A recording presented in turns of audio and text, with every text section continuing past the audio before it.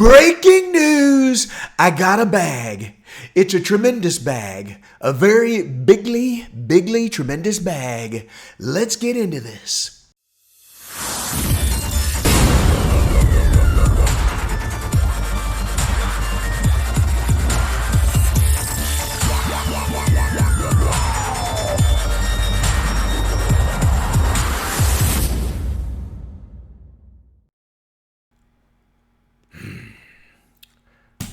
Now let's be clear here. My friend Donald says he bought a tremendous bag, a bigly tremendous bag. But then when we look at the actual numbers here, we see that this coin only has a value of 0.06 of a cent. How can that be tremendous? Well, let's discuss that and see why I decided to load up on ANKR via Binance. All right, let's get rid of my handsome face. Jump into the chart. We are here on TradingView with the 4-hour chart of ANKR. I'm not going to go into the details of the fundamentals. You can get on CoinGecko.com and check out the official details. And then you can look and see what the project is all about. I'm here to share with you the technical analysis and show you what I see on the chart. As a matter of fact, let's zoom out to the one-day chart first, so we can see the big picture. Notice how we had a very long period of accumulation on this coin. We had a small little bump, which told me that there was a transition coming from accumulation, distribution out here. When you get rid of it, this is accumulation. You get your little bump, your sneak preview bump. This would be consolidation, and now we are in play. We're officially in play. Now, I've actually had my eyes on this for quite some time, but I thought I missed the boat and decided to let it go because you just can't own everything. You can't be greedy and just gobble up every single coin out there, every project, and keep yourself distracted every time some new YouTube fat mouth comes out and says, oh, you got to get this coin because it's going to be 100x and you're going to become a millionaire from this project every single day. You will go broke if you just chase sirens, like lawyers who chase sirens. No offense, lawyers, but I am an engineer and we like to poke fun at each other. All right, back to the chart. Let me stop jabbering and start to give you good content here. So we had this nice period of accumulation. We have our little bump, the preview bump, and then a correction that usually happens after that. And then we went into this consolidation move. It's like a nice bowl. Whenever you see this bowl happen after the bump, you know that your coin is going to be in play. So then we shoot up, correct, and then boom, it peaked up at what? Nearly 2 cents at 0.018. How ridiculous is that? All right, so on the overall OBV, we're looking very good. So during this time of accumulation, very flat, very quiet. There's our bump, but notice that when the price corrected here, when we moved down here, notice how the OBV still shows strength, where it just continues to level up. Now that's very interesting to see. I should have bought this, and I thought, well, I went to sleep on the crypto market from May through half of June, and in July I woke up and then this had already happened here. So I thought I had missed the boat. So I decided I would let it go. All right, so we leveled up again and again. Then we had the big dump right here down to this support level, okay? And we'll get into that when we jump on the 4-hour.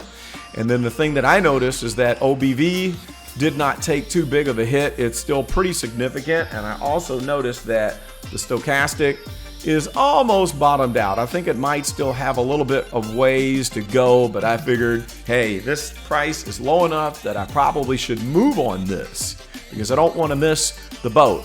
On the overall volume profile, we see 3 big groups of pricing action. This one, which I think is pretty much gone. We have the middle group, which is what we just corrected to, which is why I bought. And then we got this one that happened during this big bump up here, which tells me we'll probably end up going back up there once again in the near future. All right, let's zoom into the 4-hour chart and see what it looks like with the support lines, support resistance lines, and then the action on the stochastic and what prompted me to go ahead and snatch up this bag. All right. Supports usually transition themselves. Like you can see that when we went from this little level here and we jumped up, we came down, and then we found support on this first red line. Then we jumped up again, and then we corrected, came back down, and then this middle red line became support after it was resistance from the first knockdown.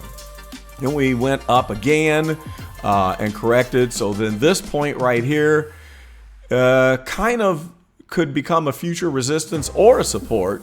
And so we kind of farted around here. It took another dip, but this bottom red line became support again. We leveled up, consolidated, and then we had the big move, which had one move down to support, and then the rocket ship. So then here we have a little bit of whipsawing going on, and then this distribution here that didn't really damage us too bad down here on the unbalanced volume. Okay, so let's zoom in even further than that and look at the action on the 1 hour now that we have our lines clearly designated here. So let's scrunch this in a little bit. Now we get a good picture, and we've got our point of control up above at a price of 0.013. Pay attention to that. All right, so after the distribution came, we popped down, and notice how many times, once, twice, 3 times a lady. That was terrible. And then the 4th time, which was luck, and then the 5th time it poked on through. So this is where I knew that this line has just flipped from support to resistance. And I figured, why not go ahead and buy within this zone? Because we could continue to go down still, but this will probably be the support area. I don't think it's going to go lower than that area because it coincides with this volume cluster. And then we still have this one up above with this peaking out right here at about 0.0075-ish. All right, so I decided to go ahead and buy right now. And the reason is when you look on the 4 hour, let's zoom back in or zoom back out and go to the 4 hour and take a look at the position of the stochastic. Here it is down here where it looks like it has possibly bottomed out in the oversold zone where it touched upon maybe 10% right about here. And it's done that before. I need an arrow, actually. There we go, 10%. So in the past, we see that this is about as low as that stochastic tends to dip. And we've had some times where we get a double dip, but a lot of these have just been one touch. Look at this. You know, each time it jumps in and out, you got one touch down into the oversold zone and it pops back up, which tells me it's got a pretty healthy and predictable oscillation. So my guess is it's probably going to move up from here. And once we head back up into this zone and pop above that 80%, we might be chasing after this next volume cluster if we can get into the slip zone. Remember the slip zone, whenever the volume profile is very low, where we know that institutional buying is very low, price tends to zip through those areas, and we usually get like a big move up or a big move down. Right here, we notice through the zip zone, we shot straight on up. Okay, and after price was propped up to about this level, that's where the frenzy hits, and the frenzy came where you see the peak of this volume cluster, and most of the buying that is in this area is probably suckers, and the dead giveaway to the sucker zone. This is your sucker zone.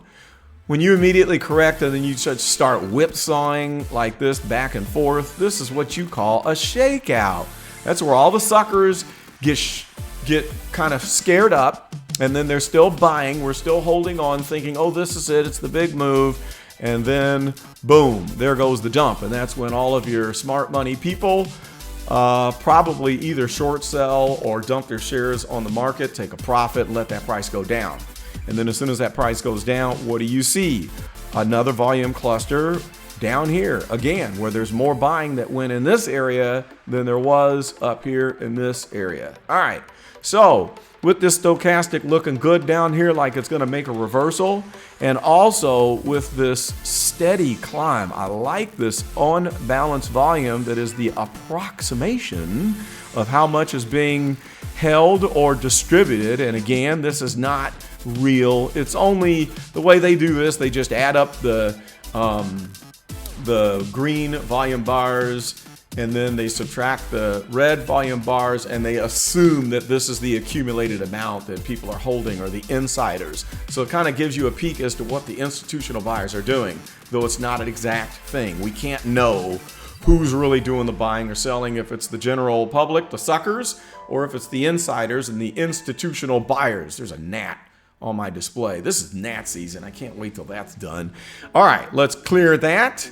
And zoom back out one more time. Hang on, get rid of me. 1 day chart. Okay, let's scrunch this down and move that up. There we go. So on the overall, I'm looking for a move back into this area to find support. And once we go into an overall bull market, I think this is going to become a support level. And then I would hope to see something happen kind of like this. We go zip and then consolidate and then go zip.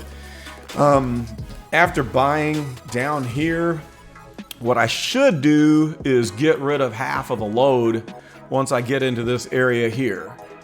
And then take the profits, cover my bases, and let the rest ride. And then once we get up into this zone, who knows, maybe unload it or just keep it for the long haul. But if there's a lot of activity, you could swing trade this, because if this corrects, kind of back down into this slip zone again, then maybe you could load up and get some more and ride it up again as we do this. All right, so that is why I bought a bag of this fabulous project. And again, if you want to see the fundamentals about this thing, just jump on CoinGecko, go visit the website, do your research on YouTube. There's plenty of people that are talking fundamentals on this thing. And until then, I'm just going to watch it, ride it, take profits to cover the bases, and leave this sucker sitting in my bag. What do you think of ANKR? What are your thoughts? Do you think it has big potential? Do you think that the size of the market cap is pretty decent? Do you think that the coin supply is such that this could end up being a 100 bagger? I'm always looking for the 100 bagger, and sometimes you'll get lucky. And so this time around, I'm going to hold on to some of these as long as I can to increase the odds of having one that ends up being a 100 bagger. Okay, that's about all I've got. Thanks for tuning in. This is Carlton Flowers, your crypto pro. Comment below. Let's chop it up and talk about this. I'd love to hear your insight. That's about all I've got. See you next time.